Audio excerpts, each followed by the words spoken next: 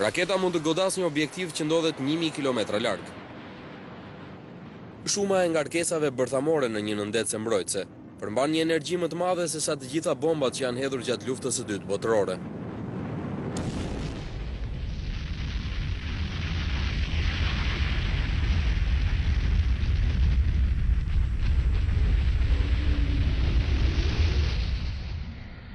E përsia kryesore e nëndetëses është radari i saj.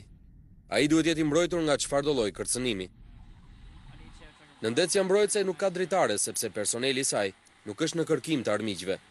Këtë detyrë kryen më së miri sonari. Drita ecën me shumë vështirësi në ujë, por tingulli është shumë më tepër efektiv. Secila vi përfaqëson një tingull i cili ndiqet nëpërmjet shpejtësisë dhe rrezës së tij, për të përcaktuar pozicionin e një objektivi të caktuar.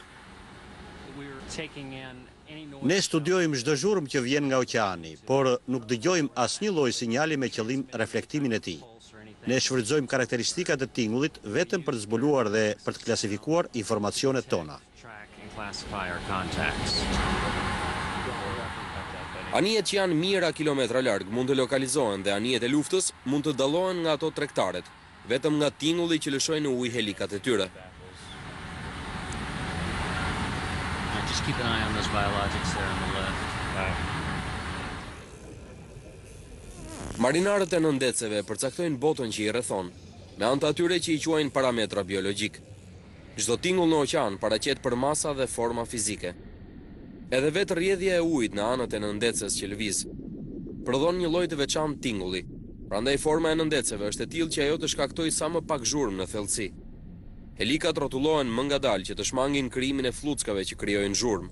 Sonari aktiv shfrytëzon një pulsim të energjisë së tingullit, i cili kthehet në burimin e lëshimit të tij pasi përplaset në një objekt të nënujshëm. Nëndetëset vetë mund ta shmangin një zbulim të tillë, duke qëndruar në shtresa ujore me temperaturë dhe dëndësi të ndryshme.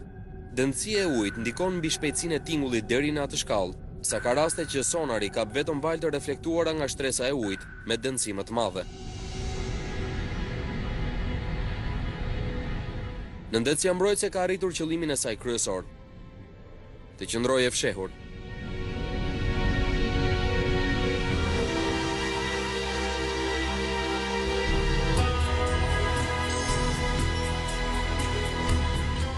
Tani fillon edhe detyra e saj kryesore, e cila do të jetë top sekret.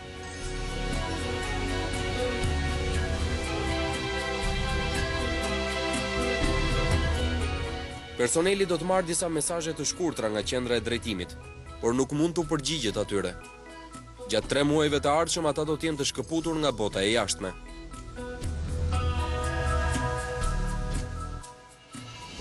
Ne prodhojmë vetë edhe ajrin edhe ujin. Kemi një rezervë të madhe gazi, prandaj nuk kemi ndonjë shqetësim për sa i përket karburantit. E vetmja gjë që na shqetëson është sasia e kufizuar e ushqimit për shkak të hapësirës së pakët që kemi në dispozicion. Ne mund të dalim në det normalisht për periudha 3 mujore. Dhe gjatë kësaj kohe të qëndrojmë të fshehur në thellësinë e oqeanit, duke vazhduar jetën në kushte normale. Për të bërë e pasbulueshme, anija duhet të qëndrojë e zhytur. Ajo drejtohet si të ishte një avion ujor. Anija lëviz majtas ose djathtas duke manovruar me anë të një timoni. Ajo zhytet ose ngrihet në sipërfaqe nëpërmjet disa krave të quajtur hidroplan, të cilat komandojnë uljen dhe ngritjen e anijes kur ajo është e zhytur.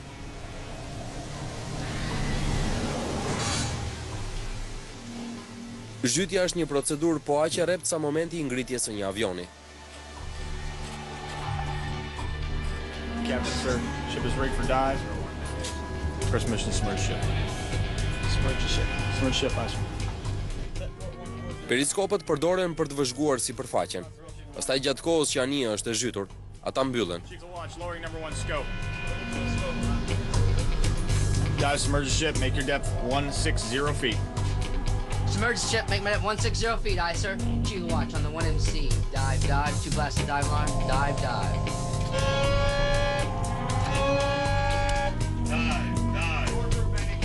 All vents open, dive. All vents open, aye.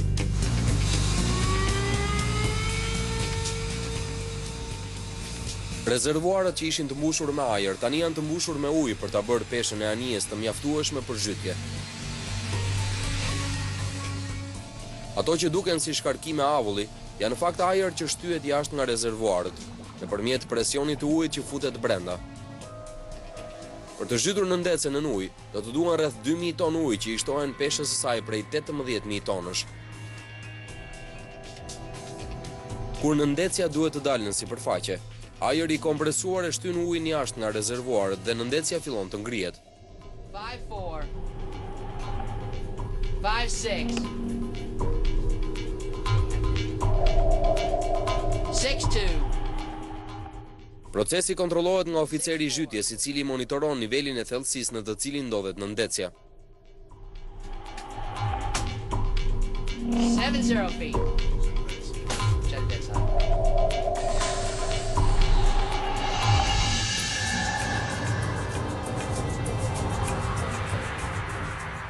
Kur nëndecja arrin thellësinë e pozicionit luftarak, pesha e saj kontrollohet nëpërmjet futjes edhe nxjerrjes së ujit nga rezervuarët e balancimit.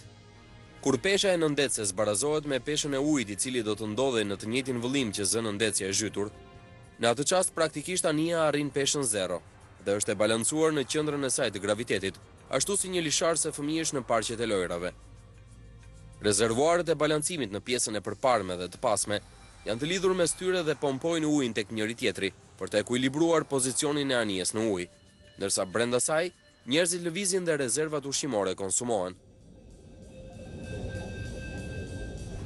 9-5. Zhvendosja e rezervës së ujit për të ruajtur ekuilibrin është një proces i vazhdueshëm. Ky proces nuk ndërpritet gjatë gjithë kohës që anija është e zhytur. Officer deck. 160 feet, trim set, sir. Request to set initial conditions for freeze.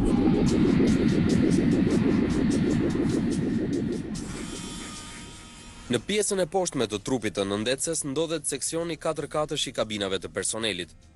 Shtretërit e 24 raketave, secili nga 17 metra i gjatë, përshkojnë tej për tej trupin e nëndecës. Secili prej tyre mban një raketë ndërkontinentale bërthamore që peshon 65 ton.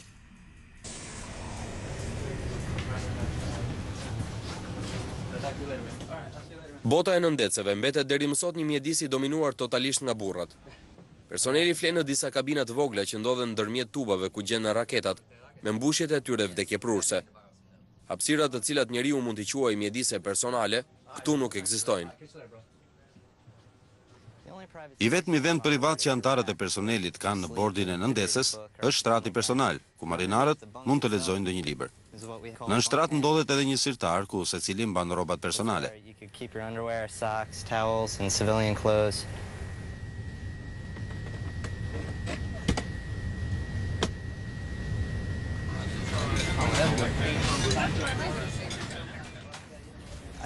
Pjesa më e madhe e personelit tonë është e moshës nga 20 deri në 28 vjeç.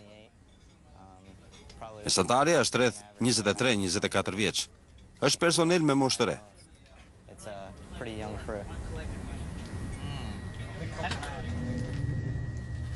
Kur njëri turn shkon të ushqet ose të shlodhet, turni tjetër bën stërvitje, ndërsa një i tret është në detyrë si vëzhgimi, mirëmbajtja dhe lundrimi. Edhe kur personeli shlodhet, dritat qëndrojnë gjithnjë të ndezura.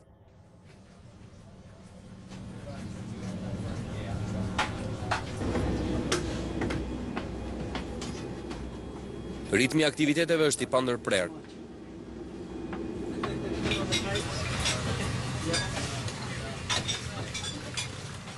Por edhe në rutinën e përditshme të jetës në nëndecë, personeli nuk harron për asnjë çast 3 detyrat themelore të misionit të tyre. Të qëndrojnë gjithmonë të fshehur, të marrin në kohë dhe me saktësi urdhrin për të hapur zjarr, edhe të jenë të gatshëm për të lëshuar në çdo çast raketat, nëse një urdhër i tillë jepet.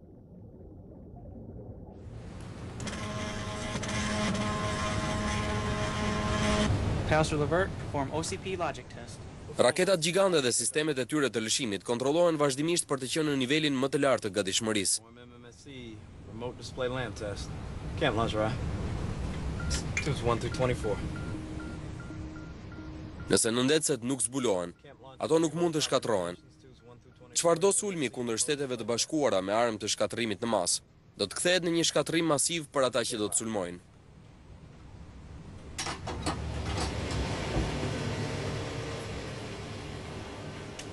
Tubat që mbajnë raketat janë gjithashtu të monitoruar vazhdimisht.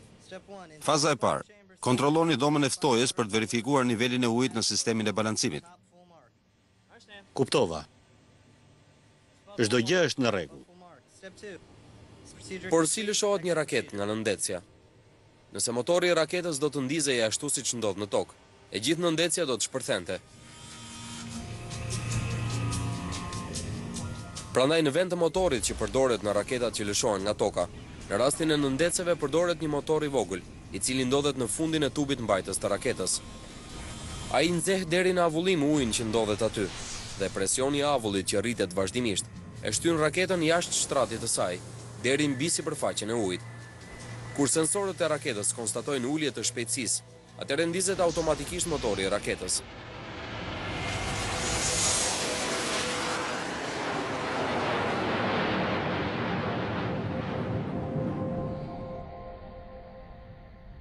Nëndetëset janë makineritë më komplekse të ndërtuara nga njeriu.